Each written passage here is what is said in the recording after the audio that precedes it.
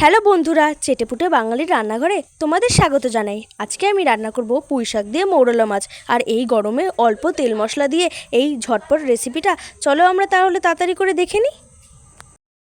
প্রথমেই আমি এখানে নিয়ে নিয়েছি আলু আর বেগুন। আলু আর বেগুনগুলোকে ভালো করে লম্বা লম্বা করে কেটে নিয়েছি। তারপর নিয়ে নিয়েছি পেঁয়াজ কুচি, আর রয়েছে কাটবো মৌরলা মাছ, আর তারপরে আছে পুঁই শাক, আর নিয়ে নিয়েছি কাঁচা লঙ্কা। তাহলে চলুন ঝটপট করে রেসিপিটা দেখে নিই। তো এই রেসিপিটা বানানোর জন্য প্রথমে আমি কড়াইতে সাদা তেল দিয়ে দিলাম, একটু বেশি পরিমাণে সাদা তেল দিয়ে দিলাম। তারপরে এই সাদা তেলটা যতক্ষণ না গরম হচ্ছে ততক্ষণে আমরা ওই কাঠমৌরলা মাছটাকে সুন্দর করে 1 চামচ নুন আর 1 চামচ হলুদ গুঁড়ো দিয়ে ভালো করে গায়ে হলুদ করে নিলাম, মানে ভালো করে মাখিয়ে নিলাম। আর এই মাছগুলো কিন্তু ছোটো মাছগুলো কিন্তু দেখতে ভীষণই সুন্দর হয়। এর আগেরও যতগুলো ছোটো মাছ রান্না করেছিলাম দেখবেন বেশ চকচক চকচক করছে। আর এটা হচ্ছে গিয়ে কাঠমৌরলা, তাই এইটার সাইজটা একটু বড় হয়। আর আপনারা অনেকে অনেক নাম বলে, আপনারা কে কোন নামে জানেন বা চেনেন অবশ্যই কমেন্ট করে জানাবেন। তো এখানে আমার নুন হলুদ দিয়ে ভালো করে মাছটাকে মাখানোর পরে আমি সুন্দর করে লাল লাল করে মাছগুলোকে ভেজে নিলাম। আর হ্যাঁ, অবশ্যই এটা দেখবেন মাছটা যখন আমরা ছাড়বো তেলটা যাতে গরম থাকে। তেলটা যদি না গরম থাকে তাহলে কিন্তু মাছগুলো ভেঙে ভেঙে যাবে। এই যেগুলো একটু তেল কম পড়েছে বা সাইডে সাইডে ছিল, সেগুলো কিন্তু নাড়াতে গিয়ে মাছগুলো ভেঙে গেছিলো। তো যাই হোক, এখানে আমি সবকটা মাছ তুলে নিয়েছি।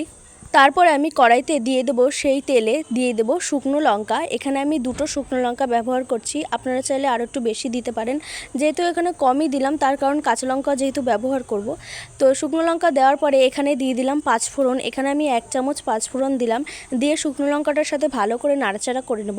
তারপর আমি দিয়ে দেবো ওই পেঁয়াজ কুচিগুলো। পেঁয়াজগুলো একদম ঝিরিঝিরি করিনি, একটু বড় বড় করে রেখেছি, তাহলে বেশ দেখতে ভালো লাগে। তো এখানে আমি ছোট পেঁয়াজ 2 থেকে 3টে কুচি করে নিয়েছি। আর তারপরে আমি এর সঙ্গে অ্যাড করব ওই পুঁই শাক, বেগুন আর আলু। এই যে লম্বা লম্বা করে কেটে রেখেছি আর ভালো করে ধুয়ে আমি দিয়ে দিলাম। এবার এই পুঁই শাক আর আলু আর বেগুন, মানে এই সবজিগুলোকে ভালো করে কিন্তু ওই নাড়াচাড়া করতে হবে, যাতে ওই তেলটা সাথে ভালো করে মিক্স হয়ে যায়। তো মিক্স হয়ে যাওয়ার পরে এটার ওপরে দিয়ে দেবো হলুদ গুঁড়ো। এখানে আমি 1 চামচ হলুদ গুঁড়ো দিয়ে দিলাম। তার সঙ্গে অ্যাড করব নুন। এখানে স্বাদ মতো নুন 1 চামচ দিয়ে দিলাম, আর দিয়ে দিলাম জিরের গুঁড়ো। জিরের গুঁড়োটাও কিন্তু আমি 1 চামচ দিয়ে দিয়েছি। আর কাঁচা লঙ্কা দিলাম এখানে আমি 8 থেকে 9 পিস। আপনারা আপনাদের স্বাদ মতো লঙ্কা দিয়ে দেবেন। তো আমি কিন্তু এখানে মোটামুটি সব কিছু দিয়ে দিয়েছি। সব কিছু দিয়ে প্রায় 5 থেকে 6 মিনিট মতো নাড়াচাড়া দিয়ে নেব। আর এখন কিন্তু মাছটা দেবো না, কারণ এখন যদি মাছটা দিই তাহলে কিন্তু পুরো পুঁই শাকের সাথে পুরো ঘেঁটে হয়ে যাবে। তো আমি এখন ওই সবজিগুলো ভালো করে নাড়াচাড়া দিয়ে প্রায় 20 মিনিট মতো ঢাকা দিয়ে রাখবো। এই যে 20 মিনিট হয়ে গেছে, আর আমাদের কিন্তু দেখুন সবজিগুলো কিন্তু বেশ ভালো সেদ্ধ হয়ে গেছে। আর পুঁই শাক কিন্তু দেখতেই ওরকম পুরো উঁচু হয়ে থাকে কড়াইতে যখন দিই, কিন্তু যখন একটু সেদ্ধ হয়ে যায় তখন কিন্তু একদম থিতিয়ে পড়েছে। তো এটাকে আবারও আমি ভালো করে নাড়াচাড়া দিয়ে দিলাম। তারপরে আমি প্রায় আবারও 10 মিনিট মতো ঢাকা দিয়ে রাখবো, যেহেতু ভালো করে যেন সবজিগুলো সেদ্ধ হয়ে যায়, যেন কাঁচা কাঁচা না থাকে। তো এই যে দেখুন মোটামুটি কিন্তু আমার শাকটা পুরো রেডি হয়ে গেছে। দেখুন সুন্দর কিন্তু লাগছে, আর দেখতেও যেমন ভালো লাগছে, আর শাকগুলো একদম কিন্তু গলে গলে যাচ্ছে। তো এখানে মোটামুটি হয়ে গেছে।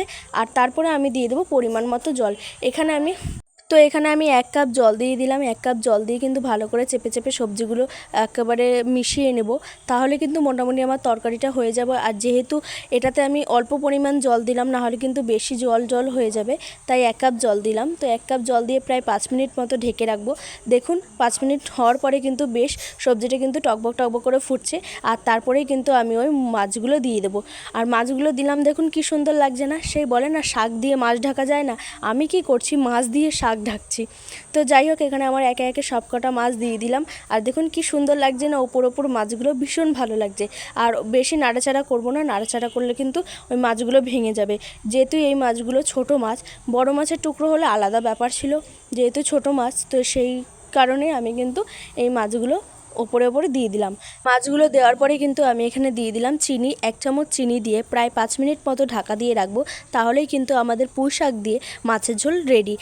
আর এই ছোটো মাছের ঝোলগুলো কিন্তু খেতে ভীষণই টেস্টি হয়। আর এরকম পুঁই শাক বা ডাঁটা ফাটা দিয়ে যদি রান্না করা যায় তাহলে তো আরও বেশি খেতে টেস্টি হয়। তাহলে বন্ধুরা, এই রেসিপিটা কেমন লাগলো অবশ্যই কমেন্ট করে জানিও। ভালো লাগলে একটা লাইক করে দিও, আর চ্যানেলটা সাবস্ক্রাইব করে আমাদের পাশে থেকো। তোমাদের সাথে দেখা হবে অন্য আরেকটা নতুন রেসিপির ভিডিও নিয়ে। টাটা।